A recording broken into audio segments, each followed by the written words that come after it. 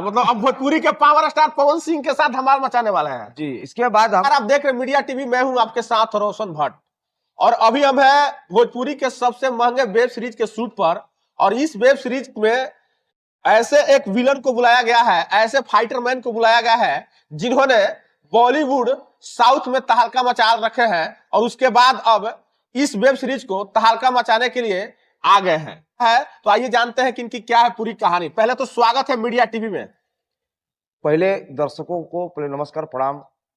बहुत बेहद खुशी हो रहा बा जी कि हम लोग सिवान जिला में आए हैं मूवी करने के लिए। जी। मूवी का नाम है मोहब्बतें। अच्छा। और डायरेक्टर का नाम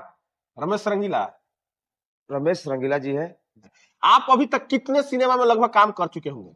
मैं तो ज्यादा बॉलीवुड में ज्यादा मूवी में काम किया हूँ। अच्छा, कोई मतलब बॉलीवुड में ज्यादा कोई फिल्म का नाम बताइए। और जैसे हो गया प्यार का पंछी। प्यार का पंछी।